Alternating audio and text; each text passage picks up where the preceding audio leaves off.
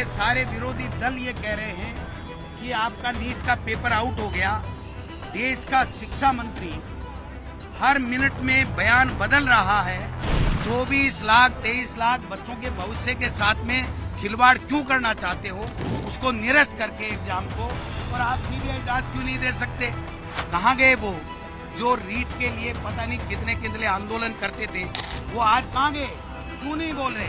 देखिए, देश में 24 लाख बच्चे जिनके माँ बाप ने और स्वयं बच्चों ने डॉक्टर बनने का सपना देखा था, मेहनत की थी, माँ बाप ने, अभिभावकों ने गाड़ी कमाई, अपना पेट काट करके बच्चों के भविष्य निर्माण के लिए डॉक्टर बनाने के लिए लगाई थी, वो आज ठगा सा महसूस कर रहे हैं क्योंकि नीट का पेपर आउट हो गया, लीक हो गया, घोटाले हुए, बेईमानी हुई, जम करके पैसे खाए गए, और उसके बावजूद भी हर स्टेट से सुप्रीम कोर्ट के अंदर रिट लग रही है कि इसको निरस्त कीजिए। आंदोलन कर रहे हैं, बच्चे कर रहे हैं, सारे के सारे विरोधी दल ये कह रहे हैं कि आपका नीट का पेपर आउट हो गया। देश का शिक्षा मंत्री हर मिनट में बयान बदल रहा है और एक जांच कमेटी बैठाई है, लेकिन उसमें नीट का पेपर आउट हुआ इसकी जांच नहीं की जाएगी। आगे कैसे ठीक किया जा सकता है इसकी जांच कराएगी।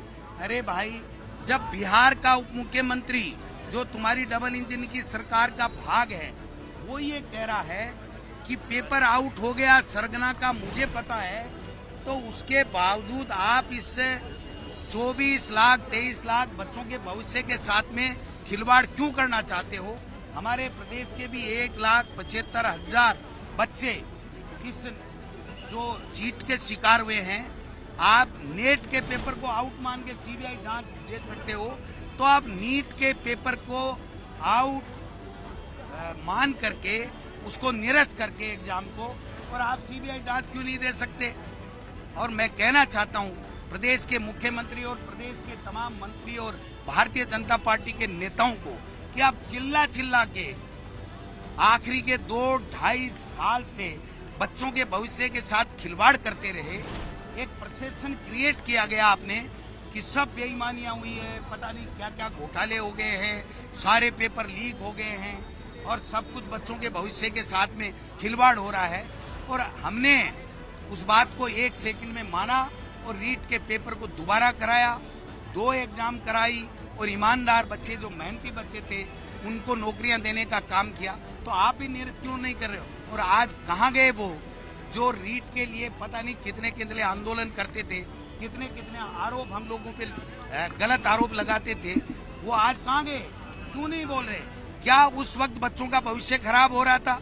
आज नेट और नीट में जो पेपर लीक हुए उससे बच्चों के भविष्य खराब नहीं हो रहा है, बच्चों के भविष्य के साथ में खिलवाड़ नहीं हो रहा है। बिजली, पानी, किसी चीज में ये ठीक काम नहीं कर पा रहे हैं। ये पर्ची से बनी हुई सरकार जब तक पर्ची नहीं आती है तब तक एक शब्द अपने मुंह से नहीं बोलती है। इनमें आंतरिक कलह बढ़ रहा है। राजस्थान की विधानसभा में जो 3 जुलाई से सत्र आ रहा है, हम इनको नाको चने चबा देंगे। हम इनके नाक में नकेल डाल करके ये बता देंगे कि आप सरकार सही नहीं चला पा रहे हो। आपने जो वादे किए थे प्रदेश की जनता से वो आप निभा नहीं रहे हो। आपने झूठा माहौल बना करके सत्ता तो हथिया ली, लेकिन सत्ता चलाना बहुत कठिन है। आप अपने आपस में मंत्री और एमएलए के जो हालात बने हुए हैं, उनको एक बाबू उनके कहने से नहीं लगता है, उनको चिट्ठियां लिखनी पड़ रही हैं।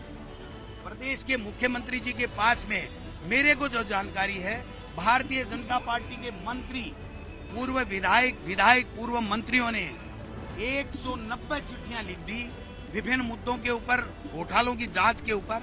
वो क्यों नहीं कर रहे?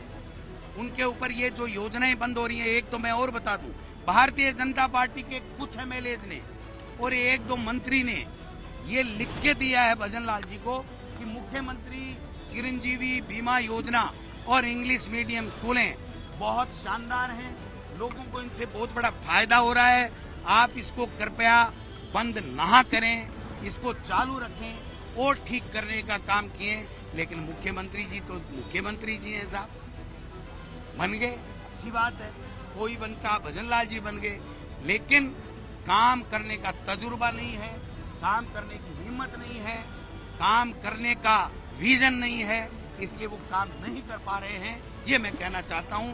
इसलिए आज मैं उम्मीद करता हूं कि कम से कम जो लोग पेपर लीक में बच्चों के भविष्य को की चिंता को लेकर के जो हल्ला करते थे, वो नीट के अंदर जो चीट हुई है, जो पेपर लीक हुआ है, बच्चों के भविष्य बर्बाद हो रहा है, उनके ऊपर कम से कम बोले, और नहीं बोल पाए तो एक चिट्ठी तो लिख दें और मेरे को एक फोटो स्टेट कॉपी दो।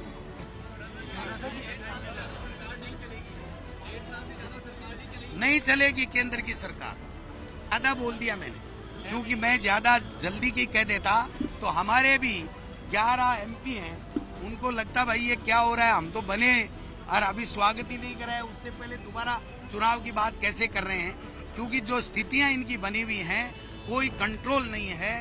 देश के प्रधानमंत्री जी को विदेश जाने की जल्दी थी, नीट की परीक्षा कैसे सही हो, बच्चों को कैसे अच्छी नौकरियां दें, पारदर्शिता के साथ में कैसे अच्छी जन कल्याण की योजनाएं चालू कराएं, बिजली पानी कैसे ठीक से दे सके, स्वास्थ्य के मामले में और अच्छा कैसे करें, इसकी चिंता नहीं है इनको। चिंता केवल विदेश के भ्रमण की है, झूठ बोलने की बात है। और मैं समझता हूं कि प्रदेश में हर मुद्दे के ऊपर भजन लाल सरकार फैल हुई है। राजस्थान की विधानसभा में इनको घेरने का काम करेंगे, सड़क और सदन में कांग्रेस के तमाम कार्यकर्ता और विधानसभा में हमारे नेता प्रतिपक्ष टीकाराम जी जूली के नेतृत्व में हम सब लोग इनकी नाक में नकेल डाल करके जनता के मुद्दों के ऊपर काम कराने के लिए पूरा बदल दिलावर के लिए क्या कहेंगे? आए दिन बयानबाजी। मैं उनके लिए कुछ नहीं कहूंगा। मेरे दादाजी एक बात कहा करते थे, मैं उनके लिए नहीं कह रहा हूं, मेरे दादाजी एक बात कहा करते थे कि मूर्ख के पूंछ और सींग नहीं होते हैं, मूर्ख अपने व्यवहार से और वाणी से ही जाना जाता है कि ये मूर्ख व्यक्ति है। मैं उनके लिए नहीं कह रहा हूँ, दिलावर साहब के लिए नहीं कह रहा हूँ। नेताओं की आपने बताया मंत्री कि इनके भ्रष्टाचार के कारनामों को जल्द पर्दाफाश करेंगे, आपके पास पत्र शिकायत आ रही है?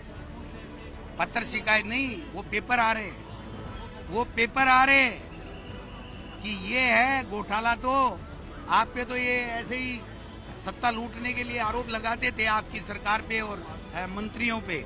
ये तो 6 महीने में इन्होंने रिकॉर्ड तोड़ दिया, जैसे हीट वेव ने रिकॉर्ड तोड़ा है ना, इन्होंने 6 महीने में घोटाले का रिकॉर्ड तोड़ दिया। इस तरह की और वीडियो देखने के लिए हमारे YouTube चैनल को सब्सक्राइब करें और बेल आइकन को दबाना ना भूलें। यदि आप हमारा वीडियो Facebook पर देख रहे हैं तो पेज को लाइक और फॉलो जरूर करें। हमारे अन्य सोशल मीडिया पेजेस से भी जुड़ें।